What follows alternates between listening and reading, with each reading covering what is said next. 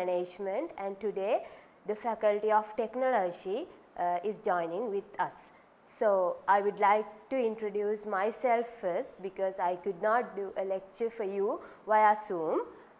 So, students, I am Miss Rashmi Purna Silva, and I am a temporary lecturer at Uwavellasa University in the Department of English Language Teaching. So, first of all, I would like to wish you all the best for selecting for this degree, and I wish you all the best in your academics. So, today's lesson is simple sentences. So, previously I have done parts of speech. Hope you have watched the video via YouTube. So, this is simple sentences and lesson number 2. So, to start, before starting I would like to ask you a question. I hope everybody can hear me, I am audible. So, can you, if you can, please switch, unmute and answer my question. So, what is a simple sentence? Have you ever heard about simple sentences? And if so, what is a simple sentence? Any one of you, if you know the answer, you can answer. You can unmute and answer.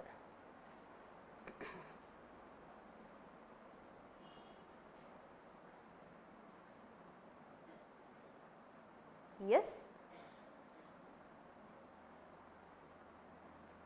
Okay, hope you haven't heard it before. So, I will move on to our lesson. So, this is the objective of today's lesson.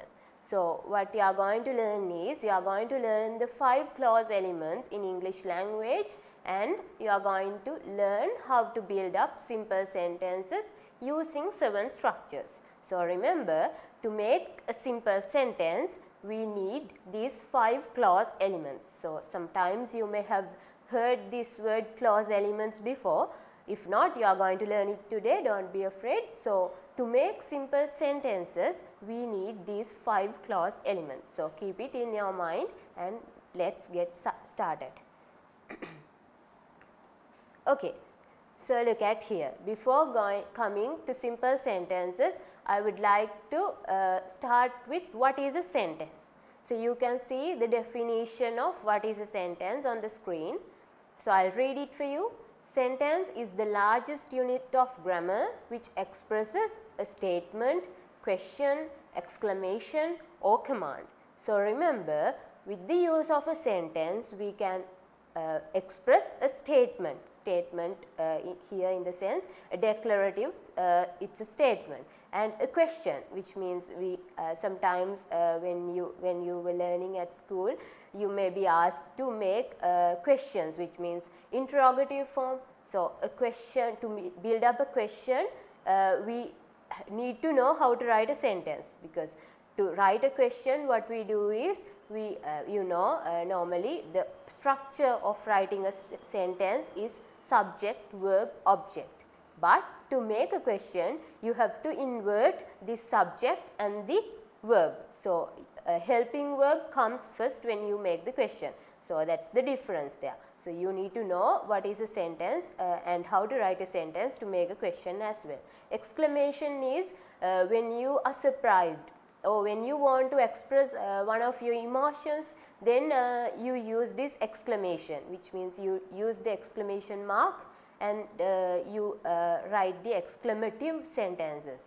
And then you know what is a command. Command is, maybe you have learned imperative form before. Imperative form means if I tell you, let us go, stand up, that is a command given by your lecturer. So, those are commands, and even to write a command or even to speak, you need to know the structure of a sentence. So, look at here, sentences can be classified as simple, compound and complex. So, we have 3 types of sentences: simple sentences, compound sentences and then complex sentences. So, remember, even to write compound and complex sentences, you need to have the knowledge of simple sentences. So, that is why we are going to learn simple sentences first. So, you will be learning about complex and compound sentences when you come here to the university physically. So, look at the next point. Simple sentences can be made with the use of 5 clause elements. So, that is what I mentioned earlier when I begin the lecture. So, you need to have the knowledge of the 5 clause elements to build up a simple sentence. So, we will learn that today, and then remember, a simple sentence consists of a single finite clause. Last week when I was doing the lesson parts of speech, and when I came to the word class verbs, I taught you what is a finite clause. So, if you have watched the video, you may know what is a finite clause. So, I will give you the meaning. Remember, finite clauses denote tense and agreement. So, I will come to that when I am doing the lesson, when I am continuing. So, for now you can move on to the next slide. Okay. Look at here. Simple sentences. Okay, so you have the definition of a simple sentence here. A simple sentence is an independent clause which consists of a subject and a predicate. So, remember, simple sentence is an independent clause. What is an independent clause? Can any one of you give me the answer? You may have learned this at school. When you were studying for your O levels and A levels, you may have learned this. What is an independent clause? Yes? Can I have the answer? Don't be afraid, you can speak. Unmute and tell me the answer if you know it.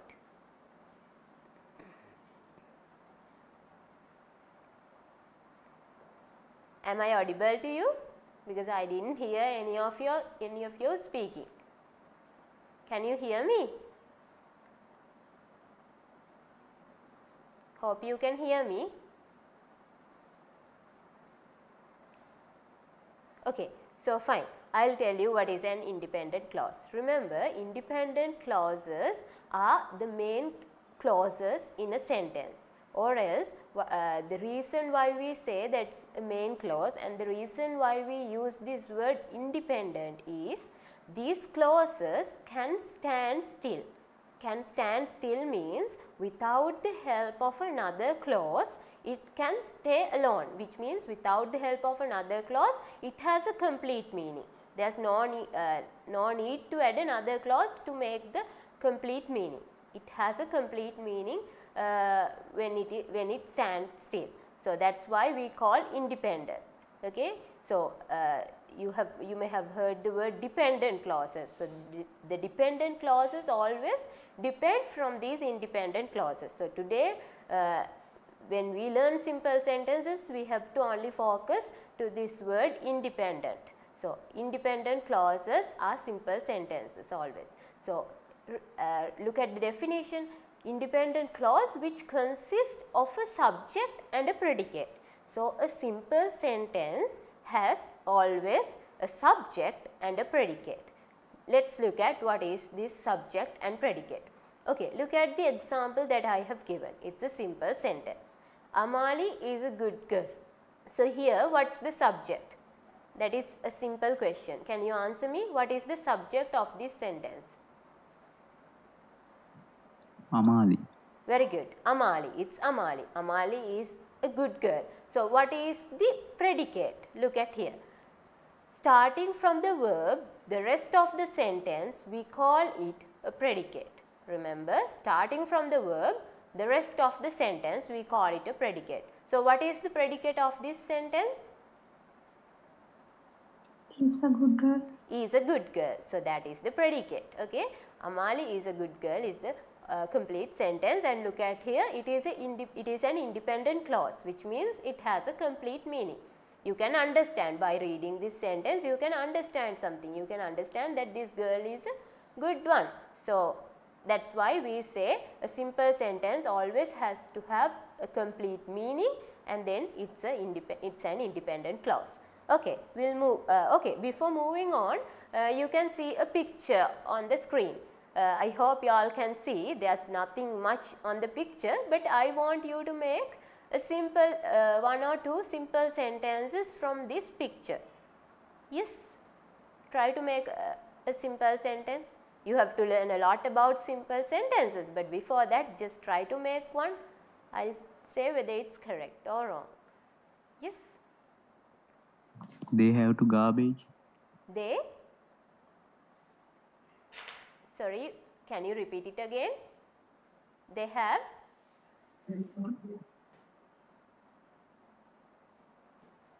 I heard it like they have garbage. Okay. So there's, we can say something like there's a dustbin. Okay. So you can say it's garbage. Okay, fine. So we'll move on. Okay. You have an activity here.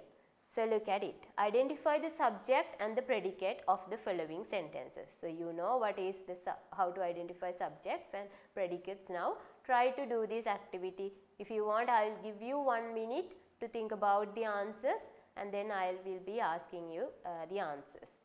So get ready to answer me.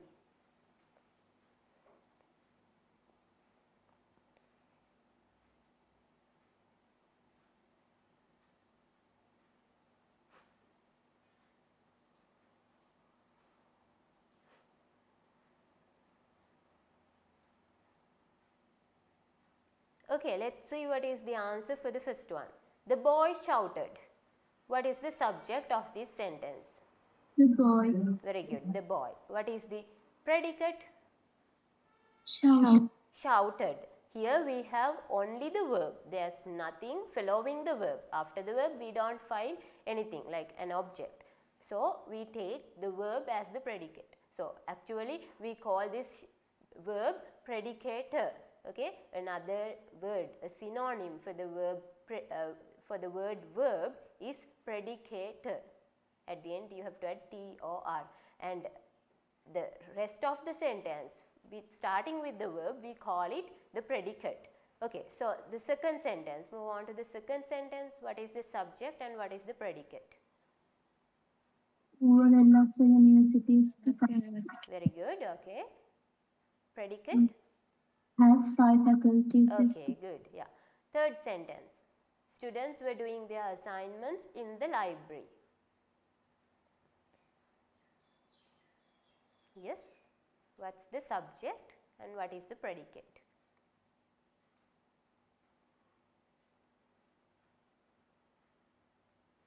Students. Students is the subject. Okay, can someone tell me what's the predicate? We are doing the assignment in the library. Okay, fourth one, the lecturer postponed the final lecture. Lecturer. The lecturer is the subject. Predicate? Yes, postponed the final lecture. Okay, good. Fifth one, good manners can help people to behave well. What is the subject? Good manners. Good manners. Okay. The predicate? Can help people behave well. Okay, good. Sixth one? Okay, I got it. People to behave. Sorry, can you answer me? What is the answer for the sixth one? The standard arrangement of a simple sentence is SVO order. Yes. What is the subject of this sentence?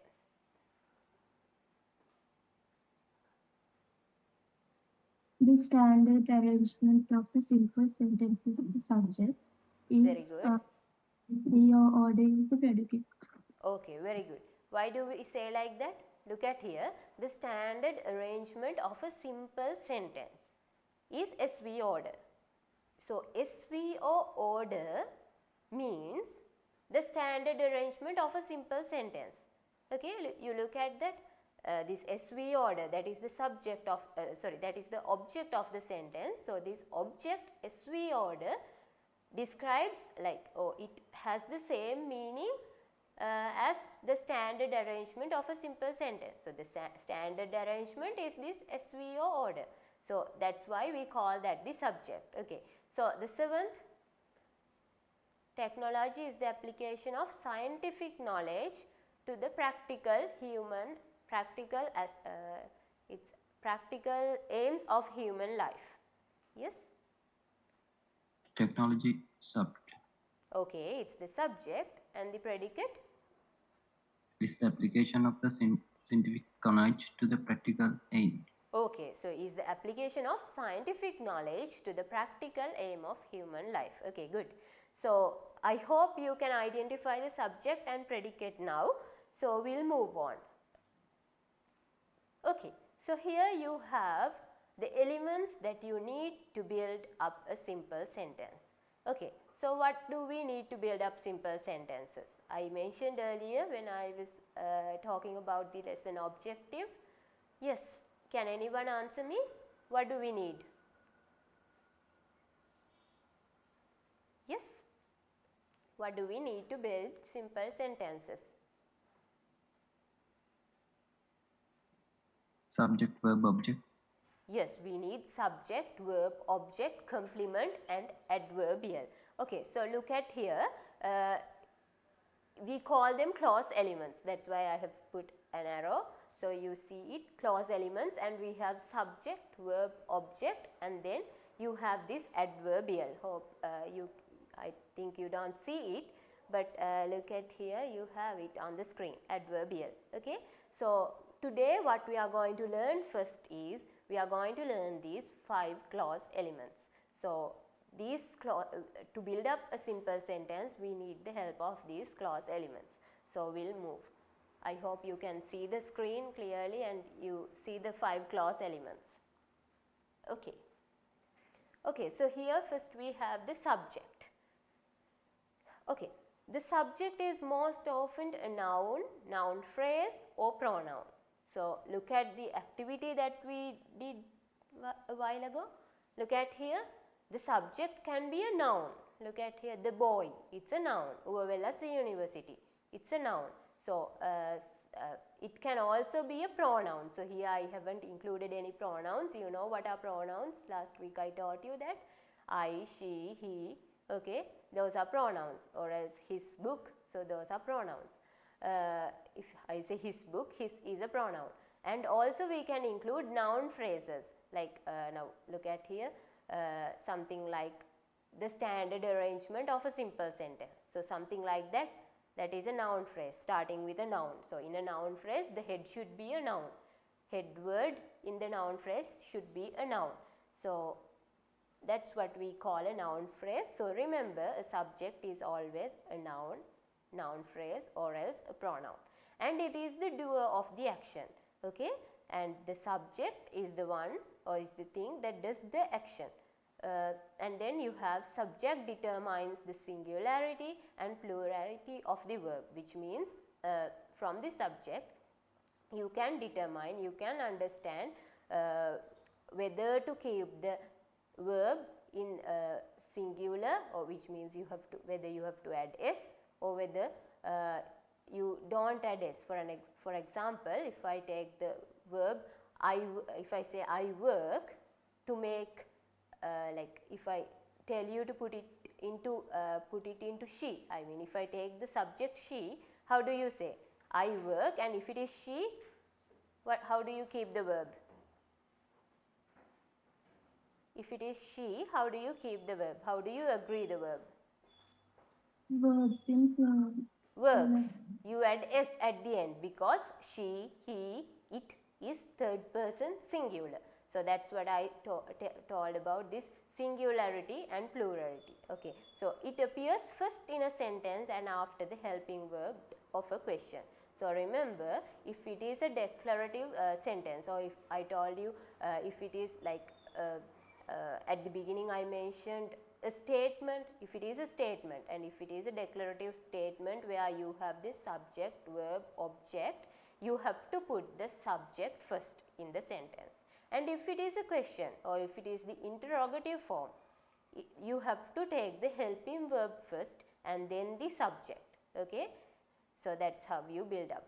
For example, if I say if I give you an example for a declarative statement, I work early in the morning. I work early in the morning.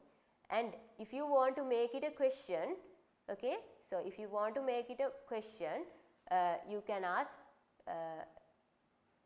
do I work early in the morning? So look at here, you take this helping verb do or the primary auxiliary do at the beginning. You don't have the subject at the beginning in a question. Do I work? I is the subject, so you take it as the second word. Do I work early in the morning? So that's how you build up questions. Okay, so I have given an example here. Nimal plays cricket, and here the subject is Nimal. I hope it's easy for you. So here you have some five statements, and I want you to underline the subjects of these sentences. So I won't give you time to do this. You can answer me while I am telling you the statements. So the first one is I am a student. What is the subject? I. Okay. Okay. Can you tell me what is I? Is it a noun? Is it a pronoun, or else is it a noun phrase? Pronouns. It is a pronoun. Very good. Okay. His father and mother are teachers. His father and mother. Sorry? His father and mother. Okay. His father and mother is the subject. Okay. Students in both government and private universities need good jobs. Yes. What's the answer? Students. Sorry? Students. Is it only students? Who need jobs? Who need good jobs? Is it just students? If you say students, it may be the school students as well. But I have described these students, yeah? Student in both government and private universities. Who need jobs? I have mentioned in this sentence that the students in government and private universities need jobs. So you have to tell the whole phrase. Okay, students in both government and private universities is the subject. Okay, next, some vital vitamins in vegetables and fruits get destroyed in cooking. So what's the subject? Some vital vitamins, vegetable and fruit. Okay, so what get destroyed while we cook? Some vital vitamins in vegetables and fruits. So that should be the subject. Okay, the application of scientific knowledge for practical purposes is called technology. So what's the subject?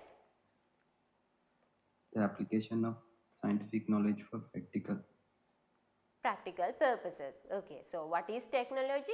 The application of scientific knowledge for practical purposes. So that's the subject. Okay, so we'll move on. Verbs. Last week when I was doing this lesson, parts of speech, I taught you the same. So as verb is also a clause element, you will have to learn these again. So remember, so we have studied one clause element now. What is it? What is this clause element that we studied just now? Yes? We studied one clause element. What is it? Yes, what did you study about? Subject. Subject. Okay, subject is the first clause element that appears in a sentence. So we studied about subject, and next comes the verb. So we have different types of verbs. So I have included the 8 types of verbs that we have mainly in English. So you know, regular verbs, irregular verbs, transitive verbs, intransitive verbs, ditransitive verbs, linking verbs, finite verbs and non-finite verbs. So I have explained this clearly in the previous lesson as well. Do you want me to explain it once again, or shall I move on? If you want, I will explain. Yes? Yes, miss. Okay, so I'll explain. Verb is a lexical item that indicates an action, a state or a happening. So this lexical item, we say lexis for a word. A synonym for the word is lexis. So verb is also a word, okay, that indicates action, a state of being. This means it may be an emotion, it may be something like a state of being, okay. So it can always be a state or else a happening, something that happens. So verbs, we can categorize them, or we have different types of verbs, and there are 8 types. So here you can see the 8 types. First is a regular verb. What is a regular verb? So, if I tell you, if I give you the example, I eat rice. I eat rice, and I will give you another sentence, and that is I work at school. I work at school. First is I eat rice and I work at school. How do you put these two sentences into past tense? Can you answer me? How do you put the first sentence into past tense? I eat I rice. I ate I rice. I rice. ate rice. Okay, good. Second one, I work at the school. I worked. I work at Okay, so look at here, there's a way, the way that you put these two verbs into past tense is different. Eat, you made it ate, you changed the origin of the word, the root form, okay, you change the root form of the verb. Eat becomes ate, the whole word changes. But work, what happen to work when you put it into past tense? You just added ed at the end of the word. Okay, so remember in English we have two types of verbs called regular and irregular verbs. To make regular verbs, you have to always add ed at the end of the verb. So the verbs where you add ed at the end of the verb, okay, are called regular verbs, and the verbs where you change the whole verb, for example, the verbs like eat, they are called irregular verbs. Look at the definition that I have given. Regular verbs, past and past participle forms are created by adding ed at the end of the verb. Irregular verbs means their past and past participle forms are created in an irregular manner. It's irregular. The whole word changes. I hope you got it. Okay. The transitive verbs, intransitive verbs, and then ditransitive verbs. Look at here. What are transitive verbs?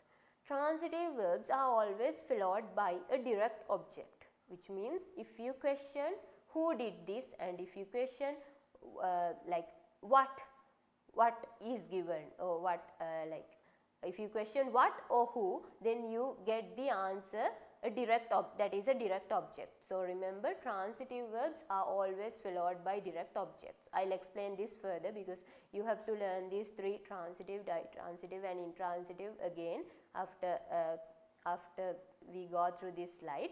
So I'll just read the definitions. Intransitive verbs are verbs that cannot take direct objects. So remember, these verbs don't take direct objects. And ditransitive verbs always take two objects. There are two objects. You may have the direct object and the indirect object. So I'll come to that later. Look at linking verbs. Linking verbs complete the meaning of the predicate. So remember, these linking verbs are different from all the 5 other verbs that we learned just now. So linking verbs don't take a direct object. Remember that. So the first point is they don't take direct objects, but they are followed by nouns or adjectives. For example, if I tell you she is Nimali. She is Nimali. Okay, look at that sentence. She means this Nimali. Okay, so this pronoun she says about this girl Nimali. It says Nimali's name. Okay, so the verb that we used in that sentence is she. So she is a linking verb. She is a linking verb because it doesn't, now if you ask, now in a I'll move on to the first few I'll move on to this. Right. Yeah, first few sentences that we did. The boy shouted. If I ask you who shouted, you have the answer boy. Okay. What has 5 faculties? The UOLS University. So you have an answer. Okay. So there's someone who does the action. There's someone who does the action. But in a sentence like she is Nimali, in a sentence like she is Nimali, do you have someone who does the action? No, there's no action there. it just describes the subject, she. It just describes the subject, she. So, remember, under linking verbs, we can take the be verb. You know what is the be verb? Am, is, are, was, were. So, that is the be verb. So, as linking verbs, we can always take the be verb. So, remember, be verb always like describes the subject, even in the activity we did finally, we have this sentence, I am a student. So, this student, there is no action there, it describes the word student. Who is this student? I am a student. So, it describes, it gives further details about the subject. Okay? So, that is why we call them linking words. So, remember, as linking words we can take the be verb and also verbs like seem, appear, look, and even like, even like we can take. So, there are some linking words that you can find, you can find it and have a list of verbs with you. So, then it is easy for you. Okay, look at, did you understand what is a linking verb? I hope you got it. So, finite verbs, if you do not, please tell me. Finite verbs denote tense and agreement. So, there are verbs in sentences where some denote tense and some do not. Okay? For example, if I say, she made me cry, she made me cry, or I will tell you, she makes me cry, she makes me cry. So, look at what is the main verb of this sentence. Tell me what is the main verb of this sentence. She makes me cry. Makes. Yes, main verb is makes. Why do you say that it is the main verb? Because look at here, it agrees with the subject. If it is she, it should be makes with S. Okay, so it is the main verb and we also called it a finite verb. She makes me cry. Look at that sentence, you have another verb there. What is that verb? What is the other verb you have in that sentence? Cry. Cry. Cry is also a verb. But does it denote tense or agreement? Is it agreed with the subject she or with any other subjects? No, it is not agreed. So, we call it a non-finite verb. Okay? The verb cry there is a non-finite verb. The verb makes is a finite verb. So, remember, in a sentence, if you see a verb denoting tense or agreement, if it is agreed or if it has a tense, okay, if it agrees with the subject and if it denote any tense, then you call it a finite verb. So, that is the difference between finite and non-finite verbs. So, hope you understood that. We will move on to the three verbs that I told you I will be describing. So, transitive, intransitive and ditransitive verbs. I told you transitive verbs always take a direct object. So, the structure of building up a sentence with a direct object or with a transitive verb is subject, verb, direct object. Okay. Now, remember, in English we have some verbs where we can use only a direct object in a sentence.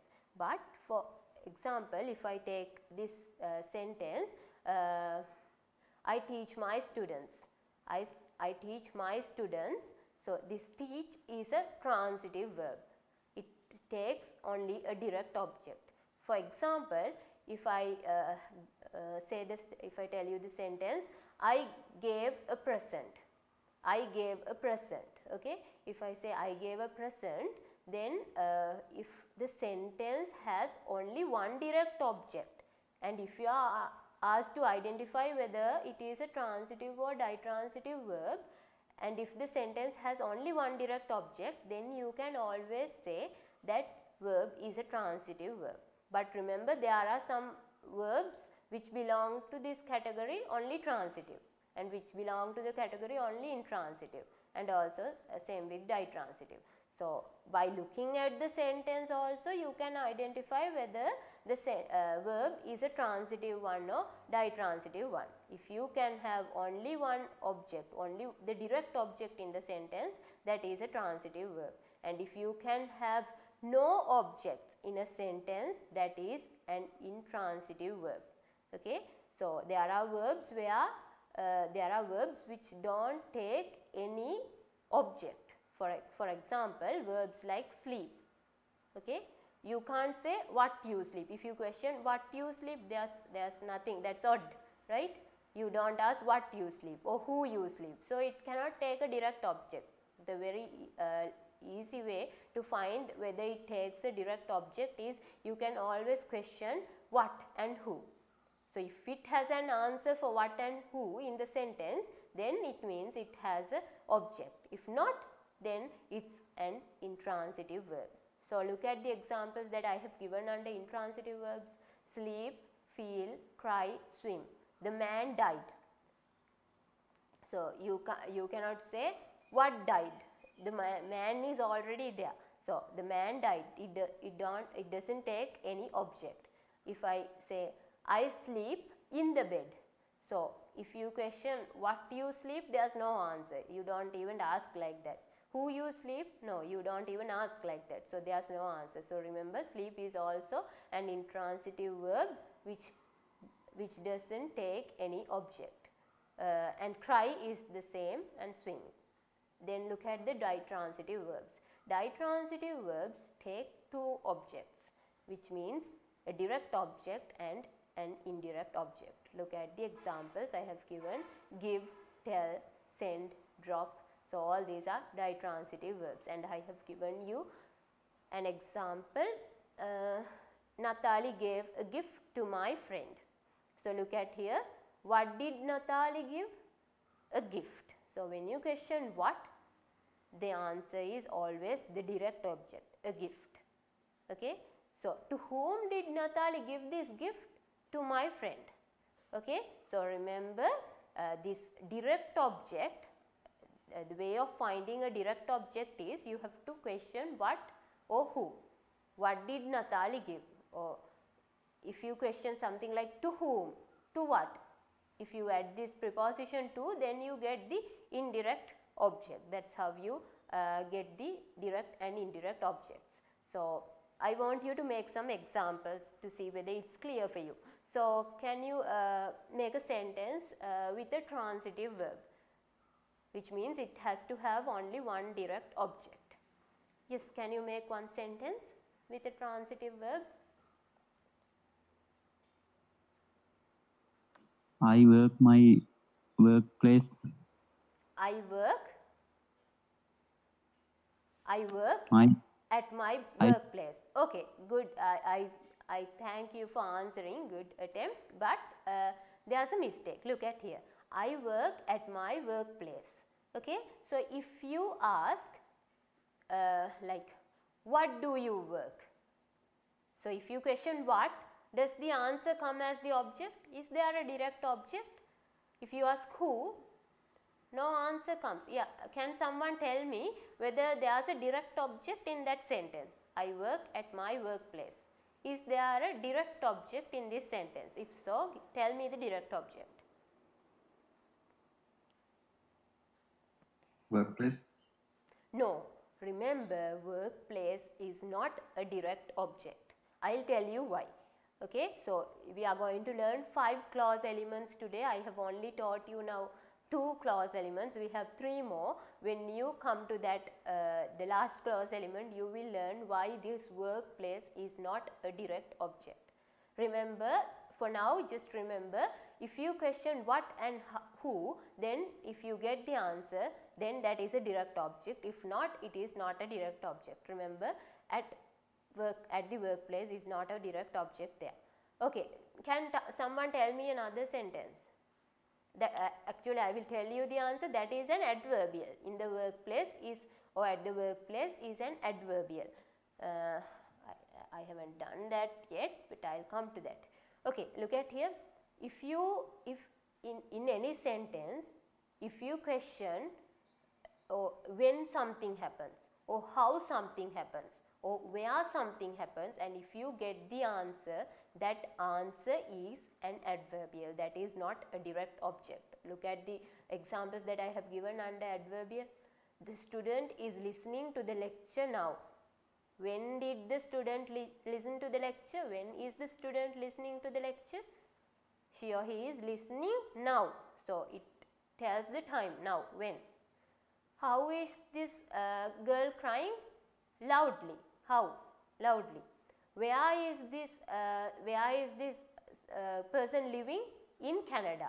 So, same in the sentence that you said, I work at my workplace. Where is the person working? At my workplace. At my workplace means it is an adverbial. It is not a direct object, remember.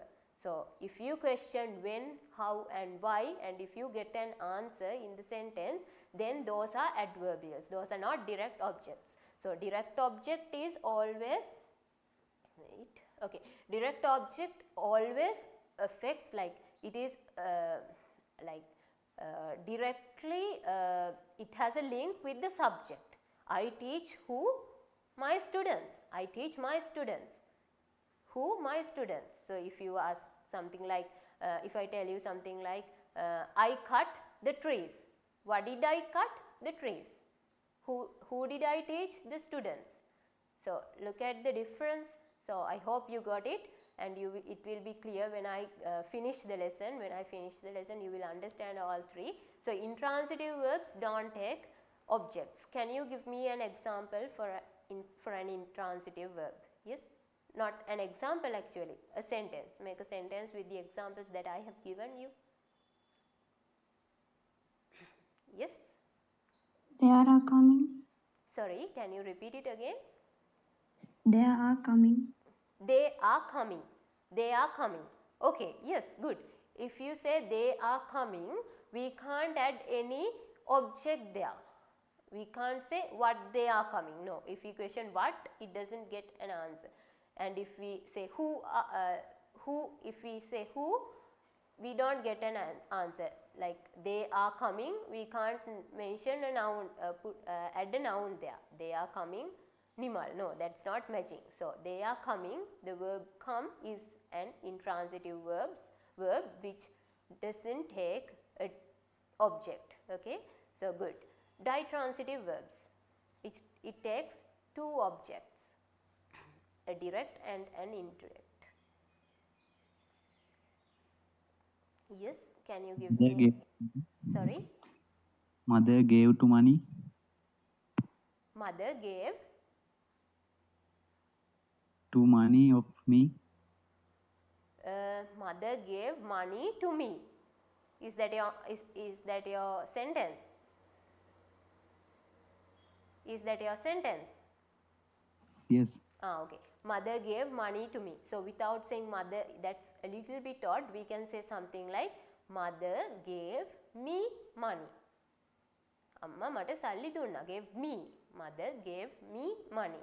So, look at that sentence. Mother is the subject and gave is a ditransitive verb because it has two objects. Me is one and money is the other. Okay. Mother gave me money. So, what did mother give? What did mother give? Money. So, is that a direct object or an indirect object? Money, is it a direct object or an indirect object? So, you can ask the question, what did mother give? Money. So, what is it? Direct object. It's the direct object. Okay. So, it's related with this, what did mother give? So, mother gives money. So, money is the direct object. To whom did mother give money? To me. To me. So, that's the indirect object. So, you have two objects there. Mother gave me money. Good. Okay. So, I hope you got it. If not, you can tell me. So, what I want you to do is now make sentences using transitive verbs, intransitive verbs and ditransitive verbs. So, I heard only 2 or 3 speaking and answering me. I want answers from others as well. Though it is wrong, you can always answer me and see whether your sentence is correct, and you can always correct it by asking me. Yeah, you can tell me some sentences. using any verb, and you have to tell me whether it's a transitive, intransitive or a ditransitive. Yes, can you soon make some sentences? I learn English. Transitive. I learn English. Learn is a transitive verb there because you have only one direct object. What do you learn? English. Okay, very good. Yes, someone else?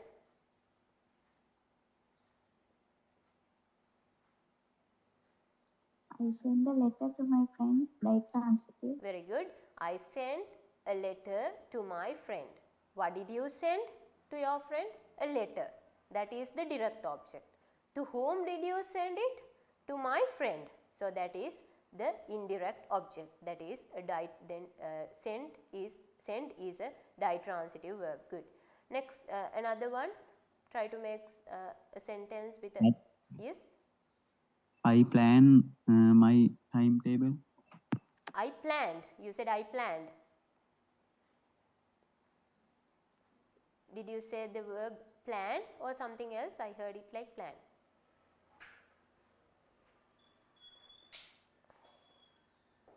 Okay, I planned my timetable. Okay, I planned my timetable. What is it? Is it a transitive verb or as an intransitive or ditransitive? Yes? The one who gave me the answer, can you answer me? Is it a transitive verb or what? Yes? Transitive. Yes, good. It's a transitive verb because what did you plan? Your timetable. Okay, good. Fine. So, I'll move on to the next clause elements. So, now we have learned two clause elements. What are they? Can you repeat it? Subject and verb. Okay, so to build up a sentence, one of the two main elements that we need is subject, and then again we need the verb. Okay, now we'll move on to objects. So here I have separated the word object into two, the clause element object into two. You have the direct object and the indirect object. Hope you have a clear idea about direct object and indirect object because I took many examples and I taught you that. So look at the definition that I have given. Objects are used after transitive verbs and ditransitive verbs. So you know, intransitive verbs don't take objects and only transitive and ditransitive verbs take objects. Okay, transitive verbs take one object and ditransitive two. So verbs that take objects are kill, teach, send, okay, post, cut, develop, and you have hang, cook, hit and drive. So look at the example that I have given. The lecturer teaches English. Okay, so what is this verb teach? Does this sentence have a direct object? Yes, can you speak a little bit louder? Does this have a direct object? Yeah. Sorry? Does this sentence have a direct object? Yes, ma'am. Yes. Okay, what is it? English. English. What does the lecturer teach? English. So that is the direct object, and it is a transitive verb as it has only one direct object. Okay. So we'll move to complements. So I hope there's nothing much to teach about these objects. So that's it about objects, and I'll move on to the next. Okay, before moving on to the next, can you make two sentences, one with a direct object and the other with two objects, a direct object and an indirect object? Yes, the ones you gave me answers before as well. So the ones who didn't speak, the ones who didn't answer me, you all can take this chance. Please answer my question. Yes? I fly in my dream yesterday. Sorry, I climb. I didn't hear. I fly in my dream yesterday. I use it climb. Fly. Is it CLIMB? FLY. I fly. FLY. Fly. I fly my dream. I fly in my dream yesterday. Okay. You flied. Okay. I fly in. If it is yesterday, then it has to be past tense. It's already finished. The action is over. So it has to be past tense. I flied. I flied in my dream yesterday. Okay. So what is? Tell me whether it takes a direct object or what is the object here? What kind of a object is there? Yes. Does it have a direct object or an indirect object? Okay. I flied in my dream yesterday. Look at here. If you question like what, is there an answer? No, right? If you question who, there's no answer. But if you question something like when did you fly in your dream? It's yesterday. So it's an adverbial. Yesterday is an adverbial. It's not a direct object or an indirect object. And then you said I flied in my dreams. Okay, where did you fly? Okay, where? In your dreams. So when you question where, then you get an adverbial. So the two like as the object what you have is an adverbial. Okay, remember in my dreams and also yesterday are two adverbials. They are not direct objects or indirect objects. You will understand that when I complete the clause element adverbials. Okay. Anyway, thank you for answering. Okay. Anyone else who can give me the answer?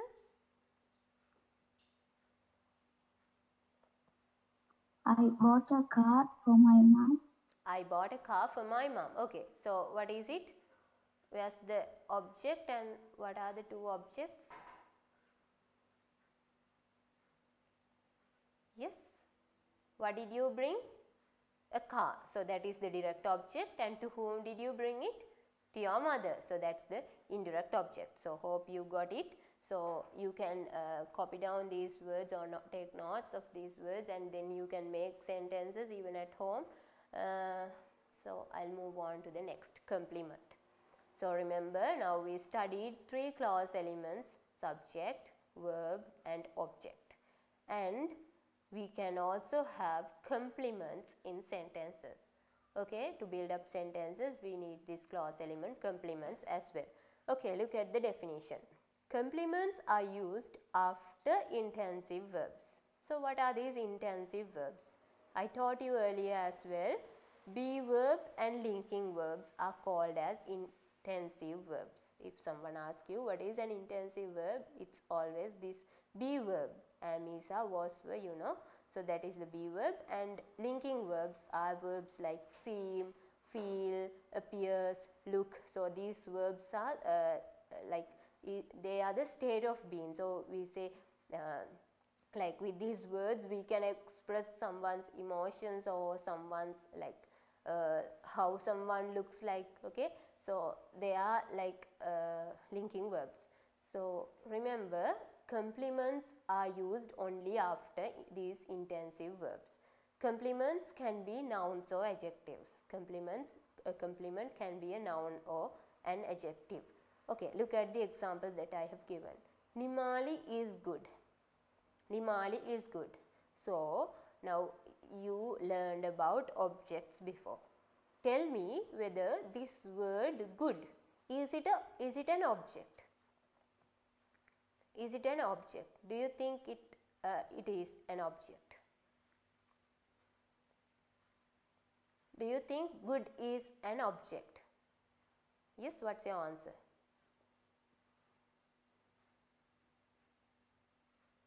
Yes, any answers? Is good an object?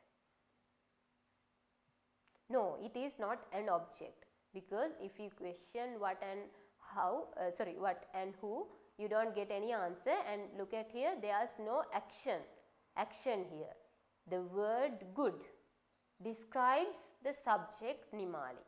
Word good describes the subject Nimali and good is an adjective. Okay, good is an adjective. So we call this good, the good, like the sentence is Nimali is good. So the part good is called as a compliment. It is called a compliment. So remember. The next one, the man was a thief. There's no action here. Who is this man? A thief. A thief describes the man. Okay? A thief is a noun and it describes the man. So this thief here is a compliment. And the next, she seems happy. How does she look like? She seems happy. She looks happy. So happy describes how she looks like. Happy describes this she. Okay? So the complements we call, if a sentence has something, a noun or an adjective that describes the subject, we call it a complement, and there's no action there. And we can write complements in a sentence only if we have a be verb or else linking verbs like seem, feel, appears, look. Is it clear? Did you understand the difference between what we learned before and this complement? We don't call these. Yes. Okay, good. So hope others also understood it. Can you make some can you make some sentences? Yes? With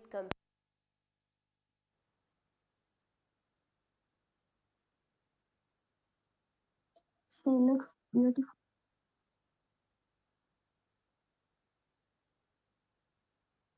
Ma'am, we can't hear you.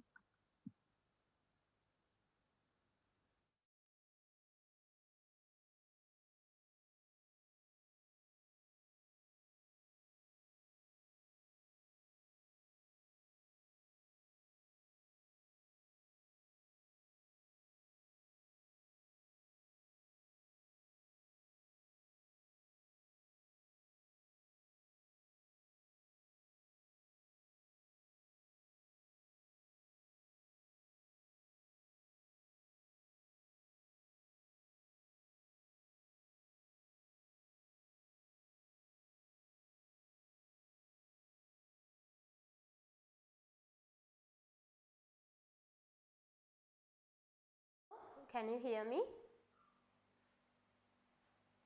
Can you hear me now? Am I audible? Yes, ma'am. Okay, thank you.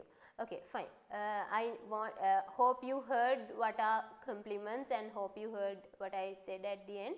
So I want you to make any number of sentences with using these complements. So you have to add a complement in your sentence. So you can read the examples that I have given and make your own sentence. Yes, I need your answers. She was sad. She was sad. Good. So there's no action there. Okay, nothing is happening.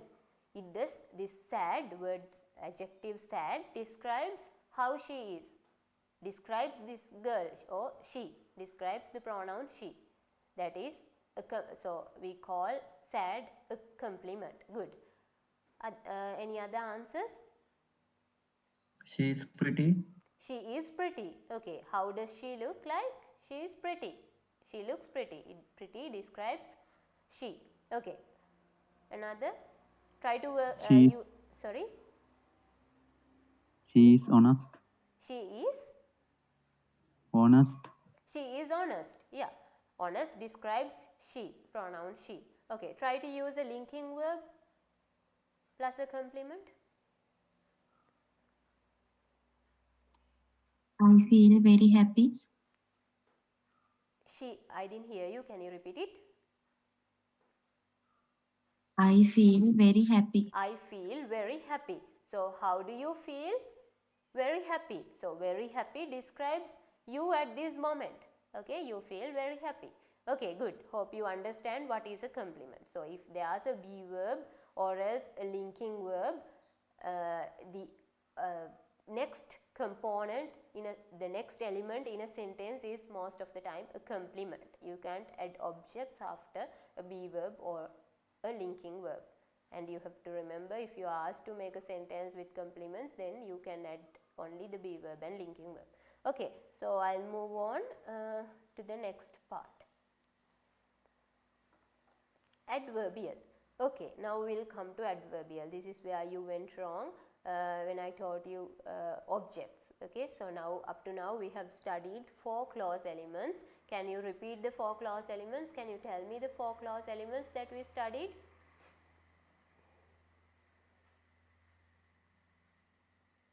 Yes, first we studied subject, okay.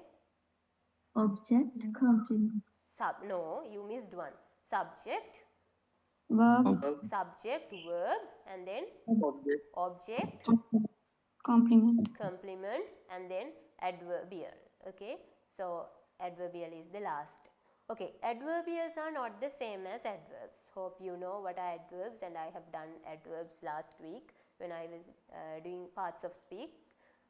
So look at here, adverbials are not as same as adverbs, while adverbs are a word class.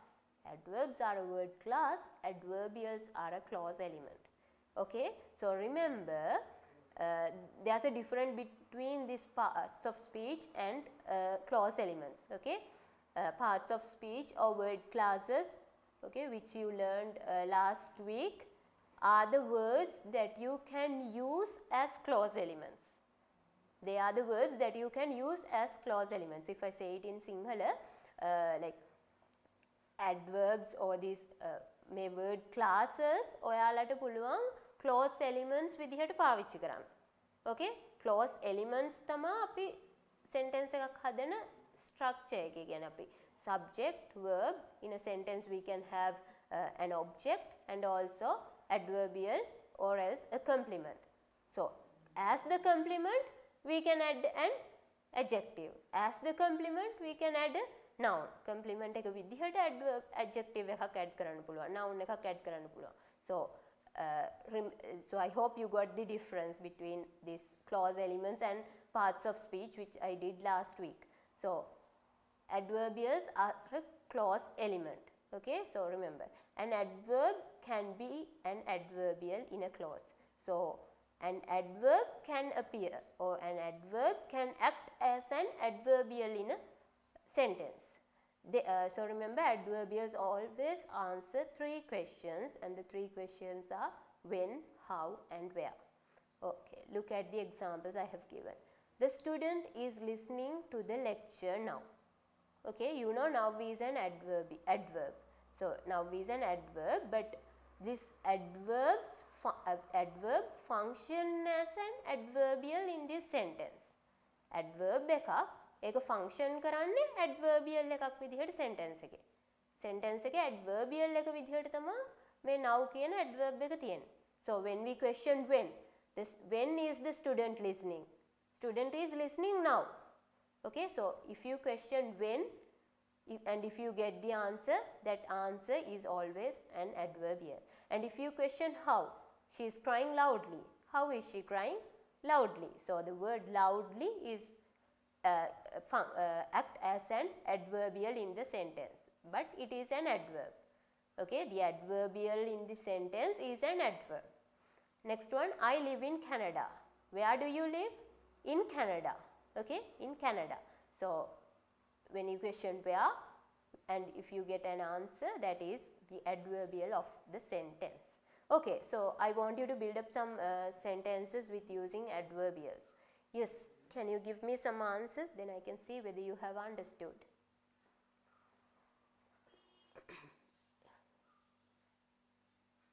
Yes.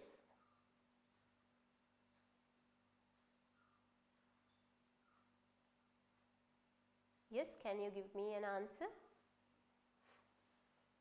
A sentence.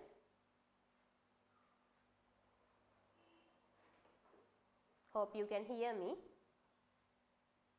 We went on a trip last month. We went on a trip last month. Okay, what is the adverbial of that sentence? Last month. Okay, we went on a trip last month. Okay, so look at here. If I question, when did you go? When did you go? When did you go on a trip? So it is last month. So last month is an adverbial. And also you said I went on a trip last month. Where did you go last month? Where? On a trip. You went on a trip. So on a trip is also an adverbial, because when you question where did you go, you get the answer on a trip. So that is also an adverbial. Yes, can you give me some more answers? I am working in my garden. I am working in my Garden. garden. Okay, so what is the adverbial? What is the adverbial of that sentence? Where? Sorry? Where? No, I am asking what is the adverbial of your sentence. You said I am working in my garden. In your sentence, in that sentence, what is the adverbial? Tell me the adverbial. Garden. In my garden. My garden. In my garden. So don't get confused when you question where do you work? It's in my garden. So in my garden is the adverbial. So I have given these 3 questions to make it easy for you to understand the adverbial. මේ questions තුනෙක් දීලා තියෙන්නේ ඔයගලන්ට පහසු කරගන්න. Okay, so it's easy for you to understand what is the adverbial when you question with these 3 WH questions. Okay, fine. So can you give me one more sentence? I must learn in English fastly. I must learn. You said I must, right? Yes, madam. I must learn English fast. Remember, fast, we never say fastly. Fast. Fast is the adjective as well as it's the adverb. We don't add ly to fast to the word fast. Fast is the adverb. I learn English fast. So how do you learn English? Fast. You learn English fast. You said I must learn English fast. How should you learn English? Fast. You should learn it fast. So fast is the adverbial. And what is English in that sentence? I must learn English. What is English in that sentence? Is it also an adverbial or else another clause element? Yes? Can someone answer? I must learn English fast. What is English in that sentence? Is it an adverbial? Object. It is the object and it is the direct object. What should you learn fast? English. So it is the direct object and fast is the adverbial. Good, you have got it. Okay, now you have learned the 5 clause elements that are needed to make simple sentences. So they are subject, verb, object, complement and adverbial. So you can use simple sentences with the use of these clause elements. So now I am going to move on to the 7 structures that I mentioned in the objective. Okay. So these are the types of simple sentences. So remember, you can build up a simple sentence with the use of only the subject and the verb. If I say I cried, you have the subject I and cried. Cry verb. So that is a sentence which has a complete meaning. The sentence has a complete meaning because when I say I cry, you understand something. So this is a simple sentence. Okay. So subject plus verb can build a simple sentence. Then subject plus verb plus complement. For example, if I say she is beautiful, she is the subject, is the be verb. Okay, so you know with complements we can only use be verb and linking verbs. Is the verb, be verb, and complement is beautiful. It's an adjective, beautiful. Okay, she is beautiful. And the next structure, subject, verb, adverbial. If I say I am teaching in the university. I am teaching in the university. If I say that, this I is the subject, am teaching is the verb, and in the university is the adverbial. Okay, because when I question where do you teach, where do I teach, it's in the university. So fourth structure, subject plus verb plus object. Okay, if I say something like I learn English. I learn English. I is the subject, learn is the verb, and English. What do you learn? English. So it's the direct object. So subject, verb, object. So that is another way of building up a simple sentence. And the fifth type is subject plus verb plus object, indirect object plus the direct object. Okay. If I tell you this, she gave me a gift. She gave me a gift. She is the subject, gave is the verb, okay, object indirect, indirect object. Me, to whom did she give the gift? To me. So me is the indirect object and direct object is a gift. What did she give? A gift. So remember, in English you can either have the direct object first or you can have it at the end. Okay, there are instances where you can have the indirect object first and then the direct object, and also you can have in the same sentence you can have me at the end. So for example, if I say she gave a gift to me, so to me is the indirect object. So you have changed the place of the direct object and indirect object there. If I say she gave a gift to me, a gift is the direct object, it comes first. So it differs. Okay. So the next sixth one, subject, verb, object, direct object. Okay, remember, subject, verb, direct object plus complement. For example, if I say the girl makes me happy. The girl makes me happy. The girl is the subject, makes is the verb, me is the object. Okay, me, who does the girl make happy? Me, myself. So me is the object, happy is the complement. And remember, in this structure, subject plus verb plus object plus complement, in this structure the complement always describes the object that comes right before the complement. Look at the second structure that I have given, subject, verb, complement. There the complement describes the subject, but in the sixth structure or in the sixth type, the complement describes the object. We call it an object. We call it a object complement because complement describes object, not the subject. Okay, keep it in mind. Now look at my example. The girl makes me happy. Who is happy? Me. The girl makes me happy. Me. So happy describes this me. Happy is modifying the pronoun me. Okay, who is happy? Me.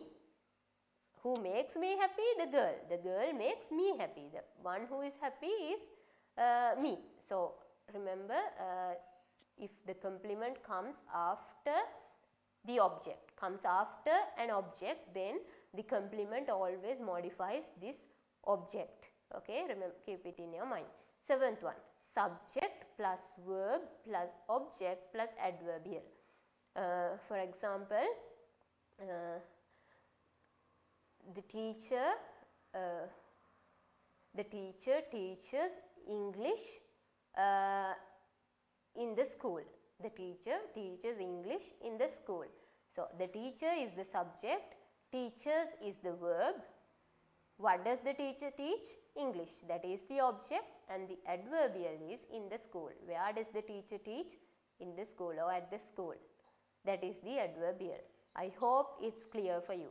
So remember, there are 7 structures of building up simple sentences, and those 7 structures are made with the use of the 5 clause elements that we learned before. So these are the 7 structures that we build up simple sentences. Is it clear? Are the 7 structures clear?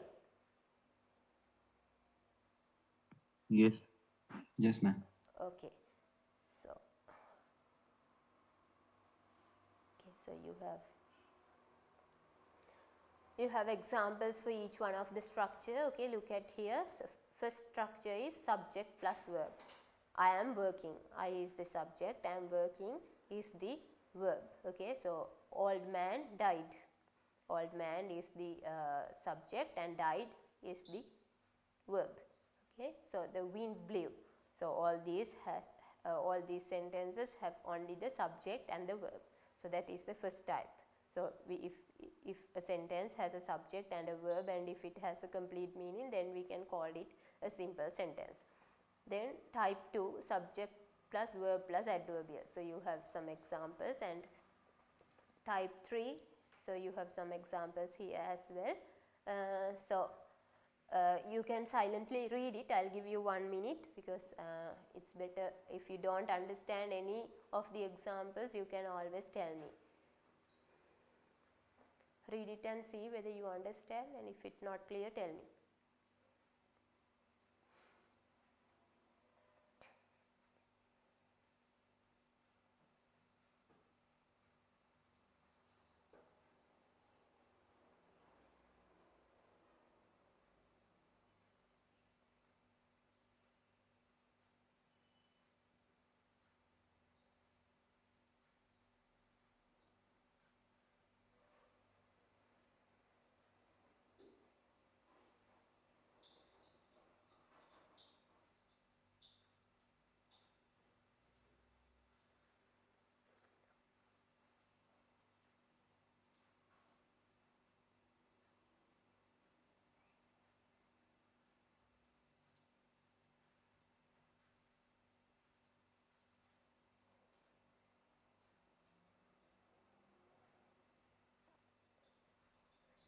Okay, is all 3 structures clear?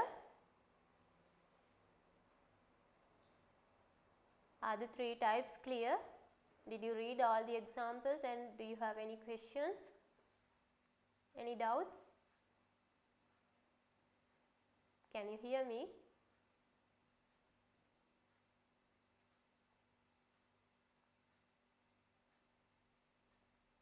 Hope you can hear me. Is it clear? Yes, ma'am. Okay, fine. Then I'll move on to the next 3 types. Okay.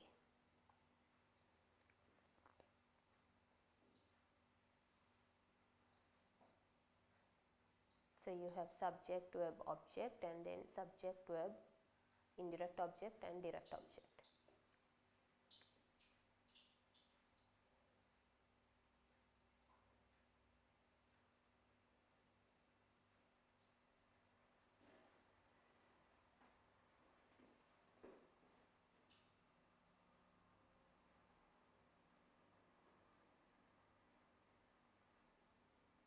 Okay, so I'll move on.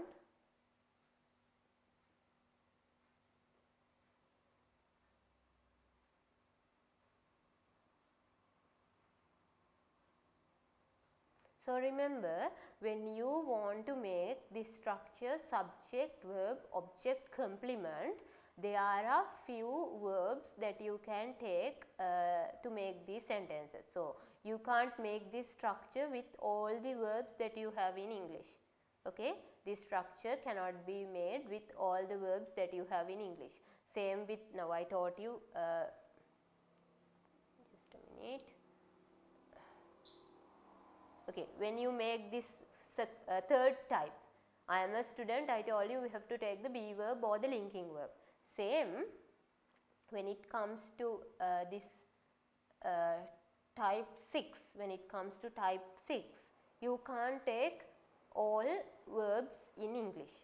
There are some verbs like make, okay, verbs like make, paint, and then appoint, cut, wipe. So remember, these verbs can be used with this structure, and there are many verbs that we can't use with this structure. So you have to be careful when you select the verb to build up this structure.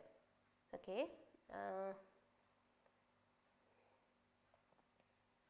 So if you take a verb and if you can't build up the sentence, then remember that verb is not matching to this for this structure.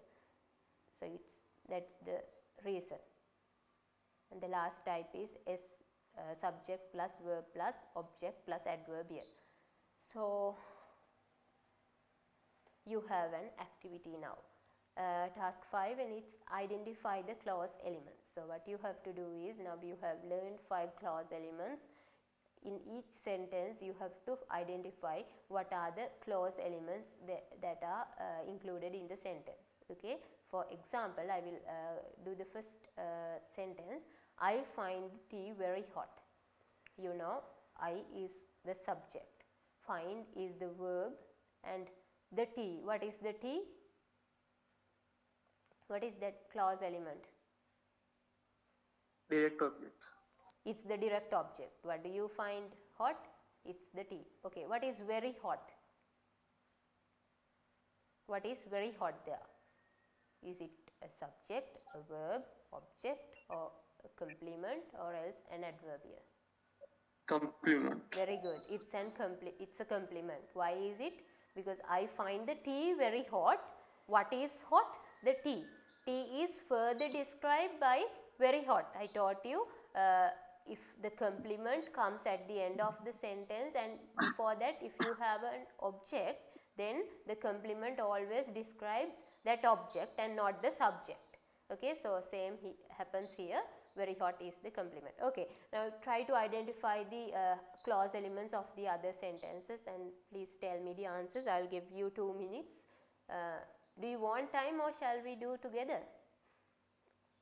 Okay, I'll ask you the answers. Okay, first one we have, second one we have, she is crying. Okay, tell me, what is she? Subject. Subject. Is, Verb. what is the Helping verb verb. there? Yes, what is the verb there? Helping Is verb. crying. Is crying. Okay, we can't take only is as the verb. Is crying is the verb. Okay, so the next, she helped her mother. What is she?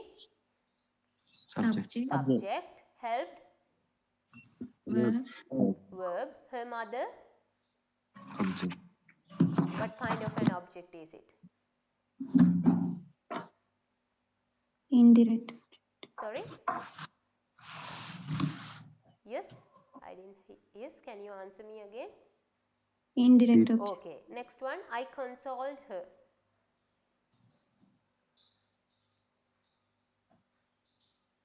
Yes, I consoled her.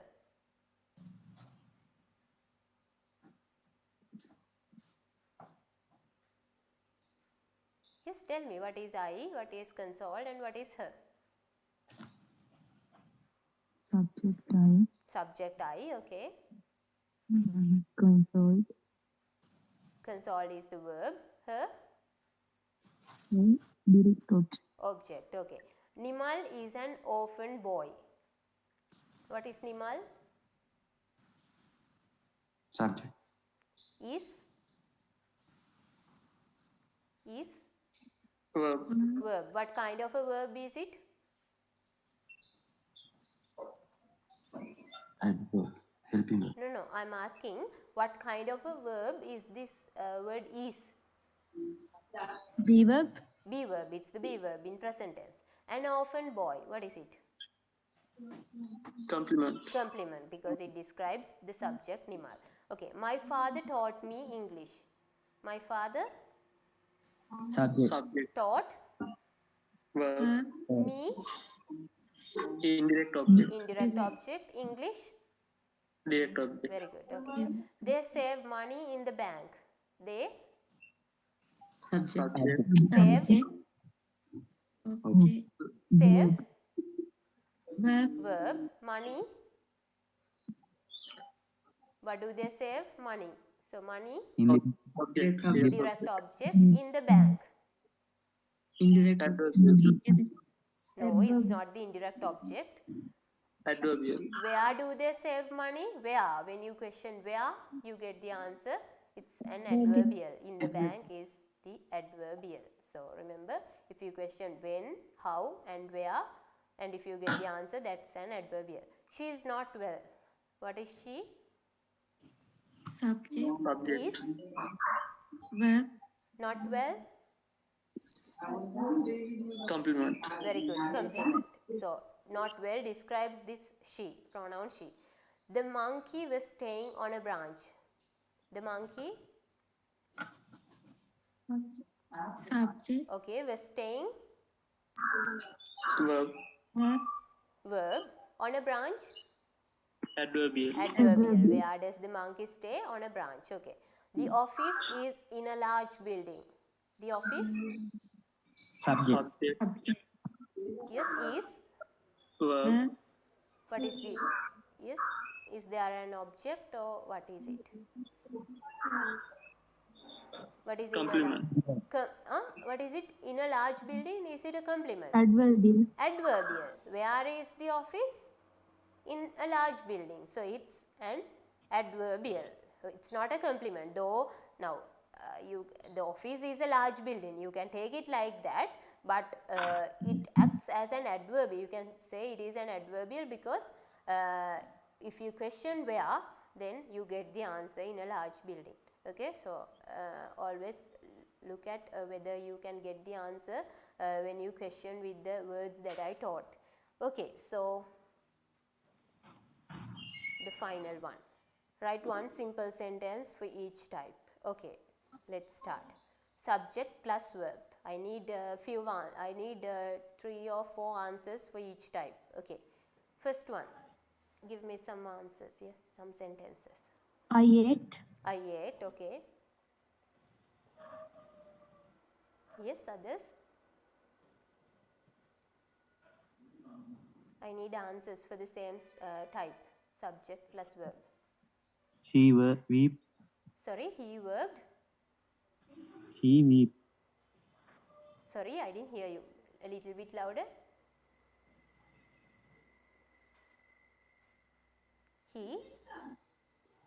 She weeps. He worked. Okay, fine. He worked. Next, another one. I am busy. I am busy. Okay, good. I am busy. Sorry, I am busy. If you say I am busy, busy, I am busy. Busy is an adjective. So here you have only subject plus verb. So give me another example. So if you say I am busy, that is subject verb complement. Subject is I, am is the verb, be verb, busy is an adjective. So busy describes I, the pronoun I. Give me another sentence for the structure subject plus verb, only verb. It should end with the verb, but it should have a complete meaning. Yes? She cooked. Sorry? She cooked. She cooked. Okay, good. Subject, verb, object. I play cricket. I played cricket. Okay, what do you play? Cricket. Good. Third one. Mother cooks rice. Mother cooks rice. Okay. Another example for the second structure. I ate rice. I ate rice. Good. What did you eat? Rice. Fine. Third structure. Subject, verb, object, and then subject, verb. This can be subject, verb, direct object plus indirect object, or it can be subject, verb, indirect object plus direct object. That's why I didn't mention it. Yes. I drive my vehicle. I drive my vehicle. So if you say I drive my vehicle, you have only one object. I is the subject, verb is drive, my vehicle. So what do you drive? You have on the vehicle. So you have only the direct object. You have only the direct object. You have to have another object as well. You have to have the indirect object as well. Try something else. I write a letter to my friend. I write a letter to my friend. I is the subject, write verb. A letter is the direct object because what do you write? A letter, so that's the direct object. To my friend is the indirect object. To whom do you write? To your friend. Okay, fourth one, subject plus verb plus complement. Yes? Subject plus verb plus complement. Sorry? She is kind. She, I didn't hear you.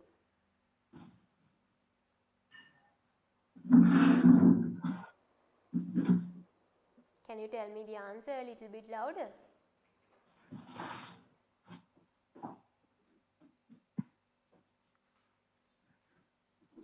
Any other answers for this structure?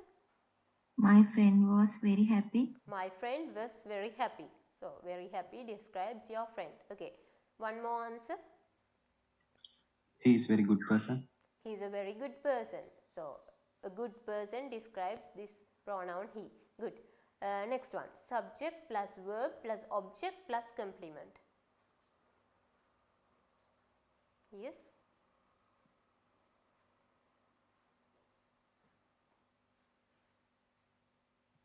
So, remember this complement should describe the object, not the subject. How can I help you? How can I help you is a question. So, how can I?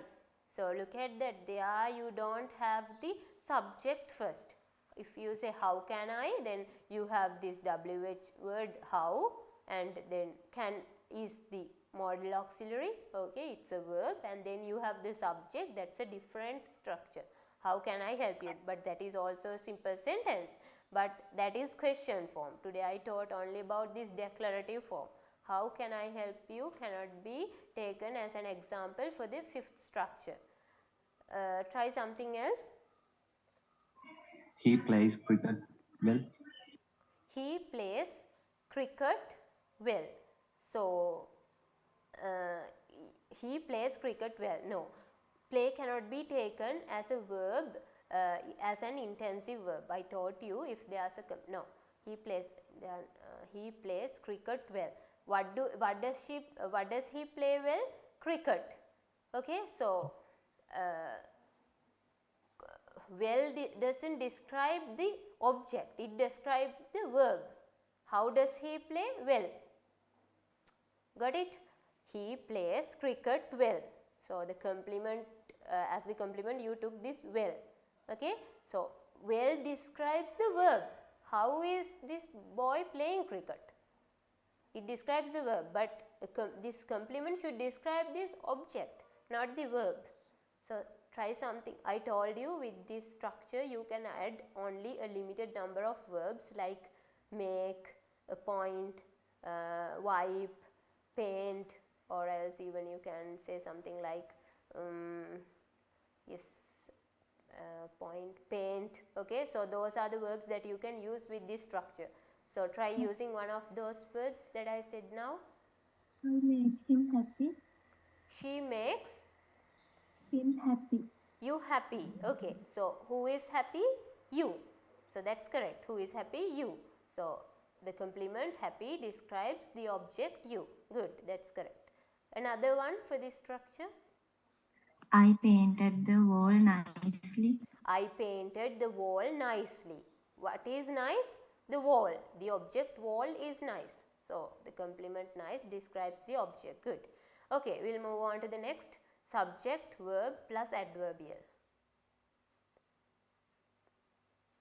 I go to school on the bus. I go to school by bus. So remember, when you want to say that you like visit, when you want to add a transportation mode, which means how you travel, when you want to say by what you travel, you have to always say by bus, by car, okay, by lorry, by bus, by train.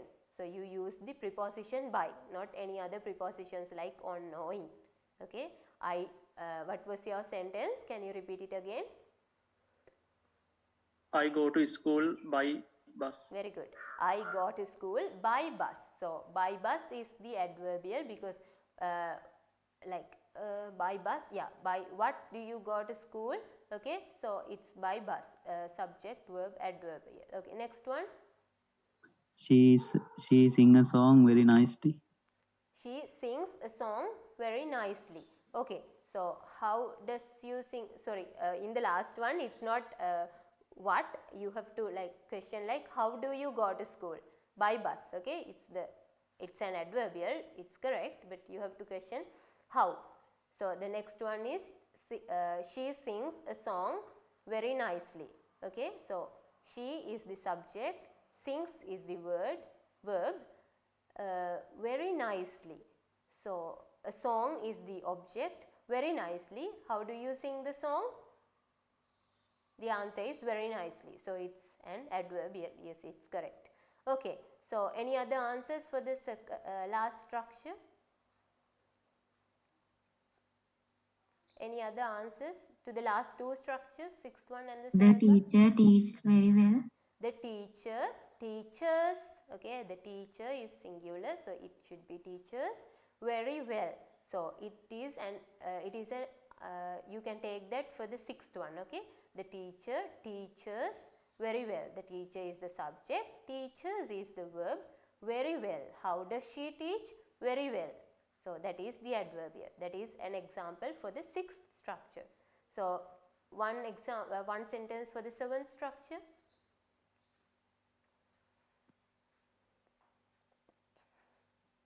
Yes, one sentence for the seventh structure. Object plus adverbial. He delivered the speech yesterday. She delivered the speech yesterday. She is the subject. Verb is delivered. The speech. What did she deliver? The speech. So that is the direct object. Yesterday. When did she deliver the speech? Yesterday. So that is yesterday is an adverbial. Good. Okay.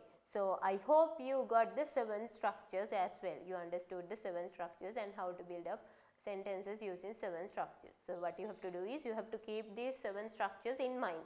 And remember, I taught today only about making declarative sentences. So if you know this, if you know the way of making declarative or statements like this, which has the order subject verb object,